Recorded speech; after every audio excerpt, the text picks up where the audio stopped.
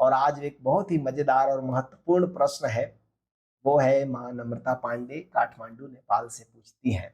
उसी पर चर्चा करते हैं कि आचार्य जी अष्टावक्र महागीता प्रवचन माला में ओशो कहते हैं कि करना कुछ भी नहीं, और फिर कहते हैं कि आचार्य जी अष्टावक्र और ओशो कहते हैं तो सत्य ही होगा। तो फिर बताने का कष्ट कीजिए कि करना क्या है। ये बड़ा मजेदार प्रश्न है। जो भी अष्टावक्र गीता को पढ़ते हैं, ओशो के प्रवचन माला को, उनके सामने ये समस्या जरूर खड़ी होती है। उस पूरी प्रवचन माला में ओशो कहते हैं कुछ भी करने की जरूरत नहीं है। तुम स्वयं ही पहले से ही मुक्त हो, तुम स्वयं से ही पहले से ही सिद्ध हो। किसी भी तरह की साधना फिर तुम्हें बंधन में डालेगी। और फिर ओशो साधना भी करवाते हैं। ओशो के आश्रम में ध्यान के शिविर भी होते हैं। तो ये बड़ा विरोधाभासी चीज है कि एक तरफ वही गुरु साधना भी करा रहा है और वही गुरु कह रहा है साधना की रत्ती भर जरूरत नहीं है। तो सत्य क्या है? ओशो कहते हैं इस बात को समझना होगा हम लोगों को कि वास्तव में पूरे अध्यात्म जगत में साधना के दो ही मार्ग हैं। दो ही कहना चाहिए कैटेगरी में हम साधना को बांट सकते हैं। एक है योग का मार्ग और एक है सांख्य का मार्ग। सांख्य का मार्ग कहता है कि केवल बोध पर्याप्त है, अपने को भर बोध से, होश से देख लेना पर्याप्त है। योग कहता है नहीं, ये संभव नहीं होगा, आप कुछ करो, पहले यम नियम आसन प्राणायाम प्रत्याहार धारणा ध्यान कुछ करो, तब समाधि घटित होगी। बिना मेहनत के, बिना प्रक्रिया के नहीं हो सकता। सत्य क्या है? सबसे पहले इसको जानने के पहले थोड़ा ये प्रश्न की पृष्ठभूमि को भी जानना होगा। बहुत से मित्र इसमें से जो है वो शायद अष्टावक्र से परिचित ना हो, तो मैं थोड़ा सा अष्टावक्र जी के बारे में बता देता हूँ। महर्षि अष्टावक्र जो थे वो एक वैदिक ऋषि हैं, और उद्दालक ऋषि का नाम आपने बहुत सुना होगा। उद्दालक ऋषि के एक शिष्य थे कहोड़ मुनि, उन्हीं के बेटे थे अष्टावक्र। और बहुत ही विचित्र उनके बारे में घटना है कि वो 8 जगह से टेढ़े मेढ़े थे। उनका शरीर जैसे पोलियो खींचा हुआ बच्चा होता है ना, ऐसी 8 जगह से टेढ़ा मेढ़ा शरीर था। बड़े अजीब दिखते थे। लेकिन कहते हैं जब ओशो ने उनके बारे में कहा है कि जब वो गर्भ में थे माँ के, तभी से वो ब्रह्मज्ञानी थे, आत्मज्ञानी थे। उनके पिता वेद पाठी ब्राह्मण थे और वेद पढ़ रहे थे। तो एक बड़ी काव्यात्मक कहानी है कि गर्भ से ही अष्टावक्र जी ने कहा कि वेदों में नहीं है कुछ, शास्त्रों में कुछ नहीं है, बेकार फालतू पढ़ रहे हैं। तो पिता को चिढ़ हो गई कि अभी पैदा भी नहीं हुआ और मेरे पांडित्य के ऊपर, मेरे ज्ञान के ऊपर प्रश्न चिन्ह उठाता है। तो जब तेरी बुद्धि इतनी टेढ़ी है पैदा होने के पहले, तो जा, मैं श्राप देता हूं कि तू पैदा होते ही टेढ़ा मेढ़ा हो जाएगा, 8 जगह से तेरे अंग प्रत्यंग टेढ़े हो जाएंगे। तो कहते हैं जब अष्टावक्र जन्मे तो 8 जगह से टेढ़े मेढ़े थे। एक कहानी ये उनके बारे में प्रचलित है। दूसरी कहानी ये प्रचलित है कि उनके जमाने के बहुत बड़े राजा थे महाराज जनक, और वो शास्त्रार्थ रचवाते थे। सत्य क्या है इसका निर्णय करने के लिए देश देशांतर के पंडितों को बुलाते थे। इनके पिता भी बड़े शास्त्रज्ञ थे, और उस शास्त्रार्थ सभा में वो भी गए थे। और उसमें कहते हैं महाराज जनक ने 1000 गायें, सोने से मढ़ी हुई सींग वाली गायें इनाम में रखी थी कि जो शास्त्रार्थ सभा में जीतेगा, अर्थात मुझे बता देगा कि आत्मा क्या है, परमात्मा क्या है, वो 1000 गायें हाँक ले जाए। तो इस प्रतियोगिता में भाग लेने के लिए पूरे देश भर के महापंडित इकट्ठे हुए थे। उस सभा में बाकी सब पंडितों से तो अष्टावक्र के पिता जीत गए थे। केवल एक पंडित था, बंदिन नाम का पंडित, उससे वो हार रहे थे। तब इनकी माँ ने कहा कि तू तो गर्भ से ही बड़ा ज्ञानी बनता है अष्टावक्र। 12 साल की उम्र थी उस समय अष्टावक्र की। तो उन्होंने कहा कि तू जा और तेरे पिता शास्त्रार्थ में हार रहे, उनकी मदद कर। तो कहते हैं अष्टावक्र ने कहा कि माँ से कि मुझे तो शास्त्रार्थ में कोई रुचि नहीं है, लेकिन तुम कहती हो तो जाता हूं। और जनक जी की सभा में गए। जब जनक जी की सभा में गए तो सारे पंडित इनके ईर्छे तिरछे बेढंगे शरीर को देखकर खिलखिला के हंसने लगे। जब सबकी हंसी थोड़ी रुकी तो कहते हैं अष्टावक्र जोर से खिलखिलाकर हंसे, और उनके खिलखिलाने से बड़ी एक सनसनी फैल गई। हंसी में गहराई भी थी। तो जनक ने पूछा, महाराज जनक ने, कि ये सभा में मेरे जो बैठे हुए महापंडित लोग हैं, ये क्यों हंसे? ये तो मेरे समझ में आया, क्योंकि मुझे भी हंसी आ गई तुमको देख करके। लेकिन बेटे तू क्यों हंसा? 12 साल के लड़के को देखकर उन्होंने कहा कि बेटे तू क्यों हंसा?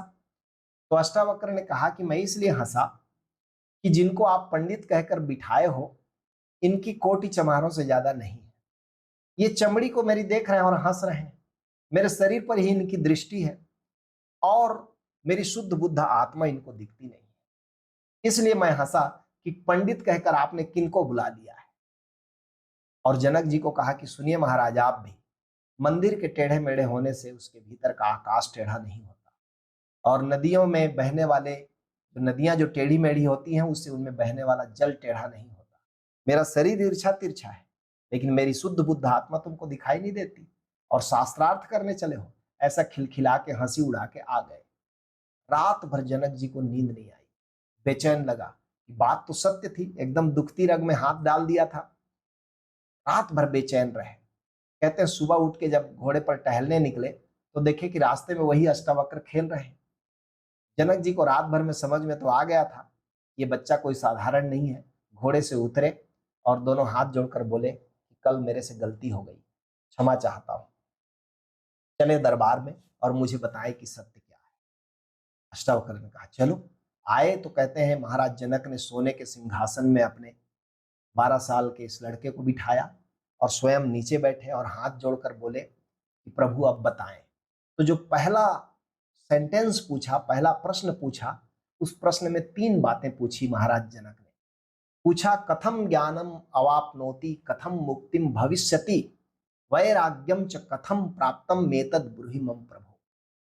कि ज्ञान क्या है, मुक्ति कैसे मिलती है और वैराग्य कैसे घटित होता है, इसको मुझे बताएं। गुरुदेव ने इसका बहुत ही सुंदर हिंदी अनुवाद किया है। मैं साथ साथ गुरुदेव के हिंदी अनुवाद को भी गाता हूं आपके लिए। ज्ञान का मुक्ति का मुझको उपदेश दें, कैसे वैराग्य हो हे प्रभु यह कहें।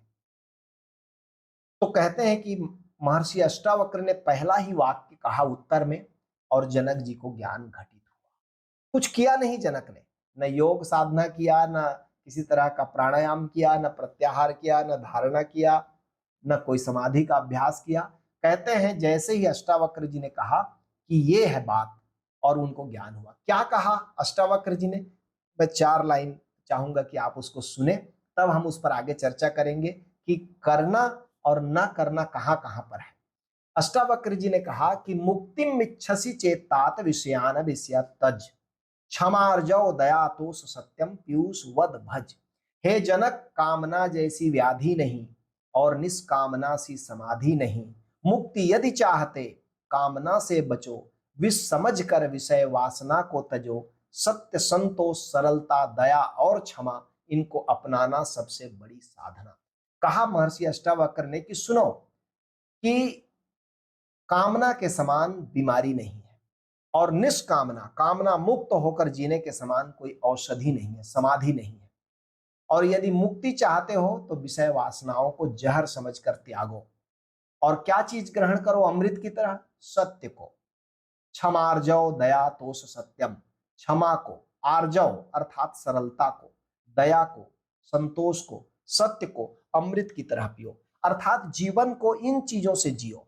लोगों को क्षमा करो, संतोष में जियो, सरलता में जियो, सरल तरल होकर जियो। लोग जीव मात्र के प्रति दया करो, सबको क्षमा करो। यदि तुमने इन गुणों को अपनाया और निष्काम हुए तो अभी मुक्त हो। और तुरंत कहा अष्टावक्र जी ने कि न पृथ्वी न जलम नाग्निर न वायुर्द्यौ न वा भवान ईशाम साक्षिणीम आत्मानम चिद्रूप विद्धि मुक्ते। न तो पृथ्वी न जल अग्नि वायु गगन, सबका साक्षी है तू है महाआत्मन। अभी देख लो, तुम अभी साक्षी हो। तुम पृथ्वी, ये 5 तत्वों से शरीर बना है, पृथ्वी जल अग्नि वायु आकाश। कहते हैं तुम इनके दृष्टा हो। तुम पृथ्वी नहीं हो, जल नहीं हो, अग्नि नहीं हो, आकाश नहीं हो, वायु नहीं हो। तुम सबके जानने वाले हो, साक्षी हो, ज्ञाता स्वरूप हो। इसको जानो और अभिमुक्त हो जाओ। यदि देहम पृथक कृत्य चिति विश्राम में तिष्ठसी। यदि तुमने अभी अपने शरीर को थोड़ा सा अलग करके देख लिया और चित्त को जरा विश्राम दिया, चित्त के विश्राम को ही ओशो कहते हैं ध्यान। ध्यान का मतलब क्या होता है? चित्त का विश्राम करना। कहते हैं यदि देहम पृथक कृत्य, यदि तुमने देह को थोड़ा अलग करके तादात्म्य तोड़ करके देख लिया, चित्त विश्राम तिष्ठसी, और चित्त को थोड़ा विश्राम में रखा, अधुनैव सुखी शांतः बंध मुक्तो भविष्यसि, तो तुम अभी तुरंत अभी तुम मुक्त हो सकते हो, सुखी हो सकते हो, शांत हो सकते हो।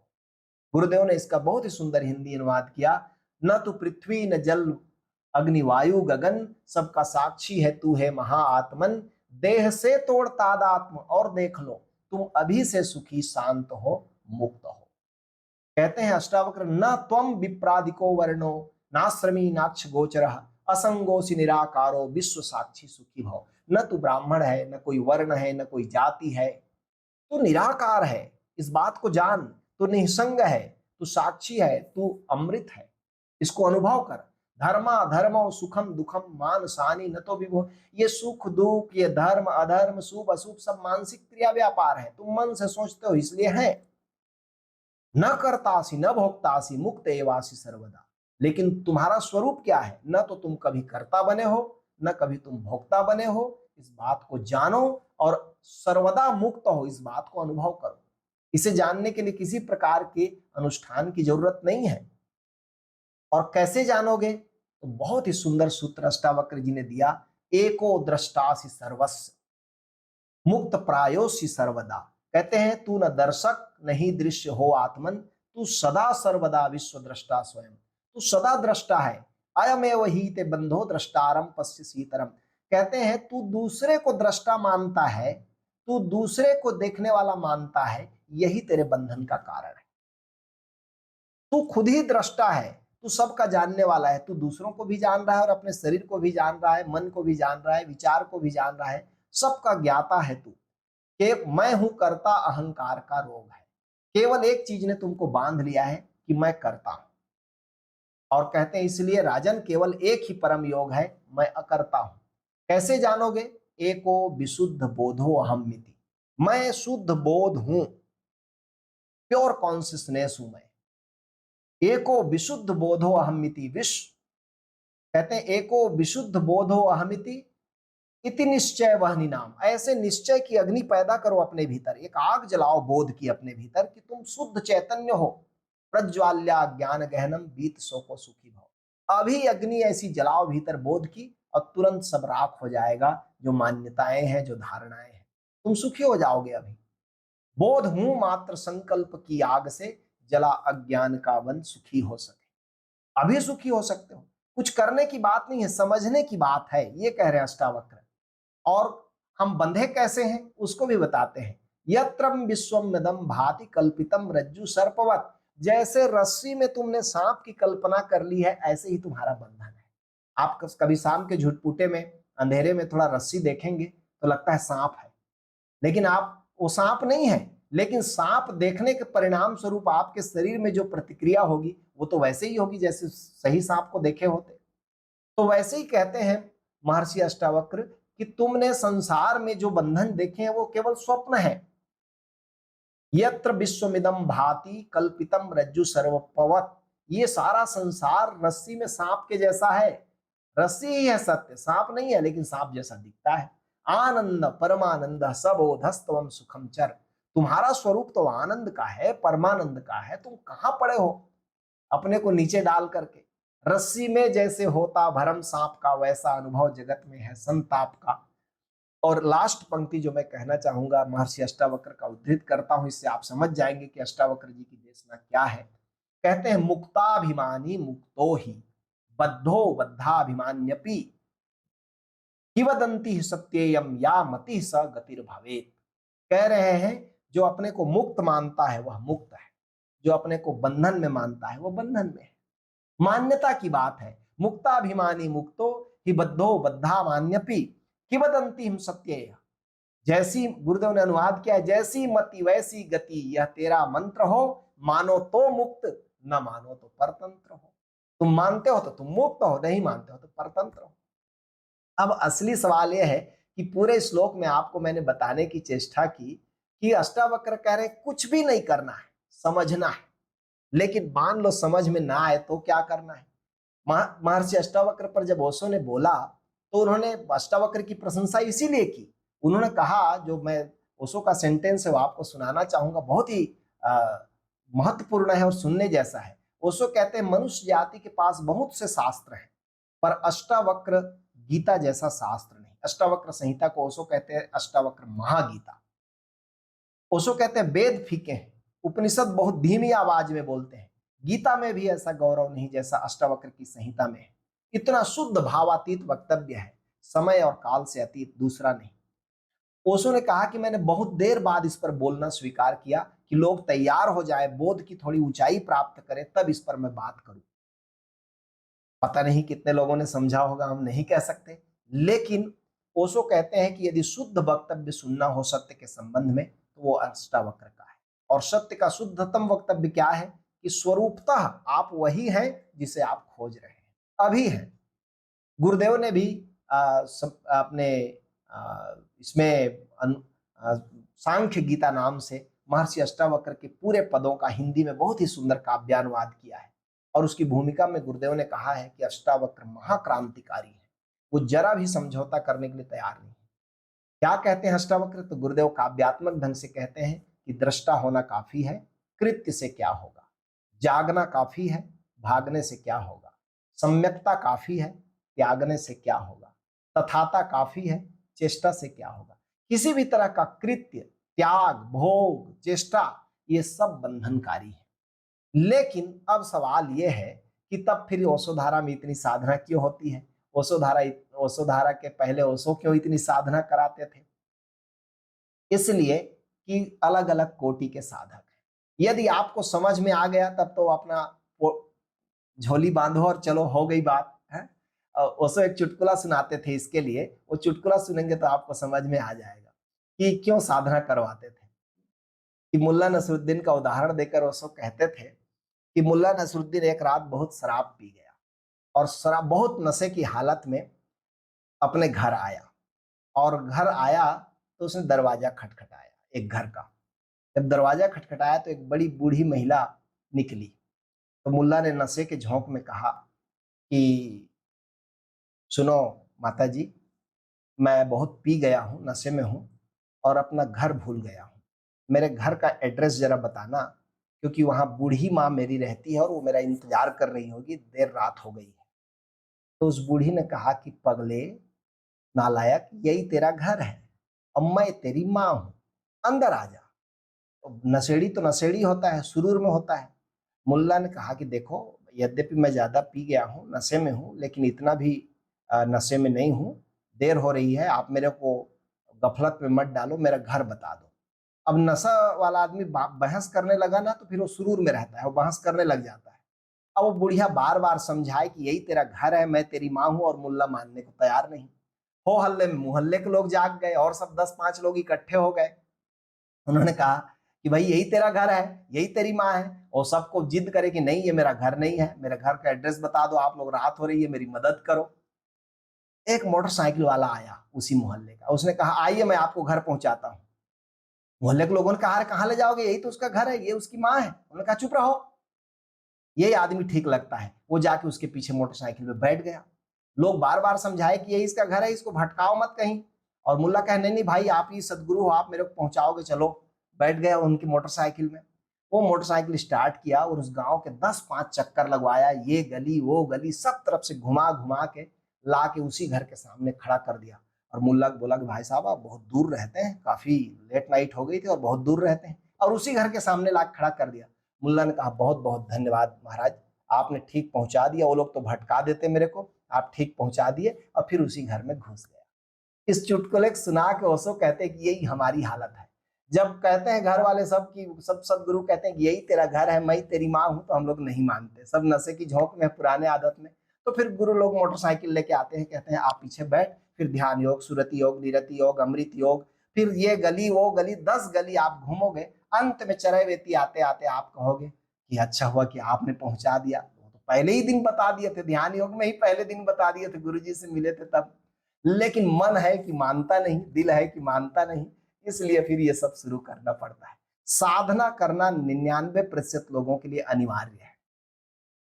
केवल 1% अति तेज बोध वाले व्यक्ति के से अपेक्षा की जाती है। महाराज जनक भी एक ही दिन में महाराज जनक नहीं हुए थे, आप इतना याद रखना। कितना भटकाव लिया होगा, कितना अटकाव लिया होगा, कितने इधर से उधर घूमे होंगे, तब जाकर एक सेंटेंस में समझ में आ गया कि वास्तव में क्या है।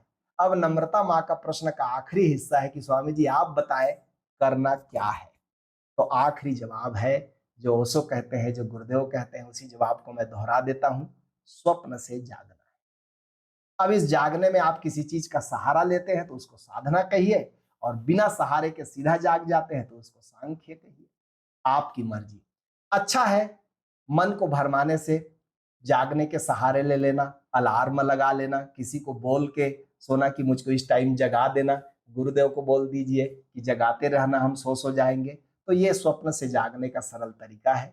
इसीलिए हम लोग भी अपनाते हैं कि भले ही सांख्य सही है लेकिन सबके लिए उपयोगी नहीं है, वो केवल 1% लोगों के लिए है। बहुत लोगों के लिए योग का मार्ग ही उपयोगी है, जिसमें सदगुरु का सहारा है, संघ का सहारा है, और उस सहारे से धीरे धीरे ग्रेजुअली जागना हो ही जाएगा। लेकिन जिस दिन भी जागेंगे उस दिन पाएंगे सांख्य ही सही था।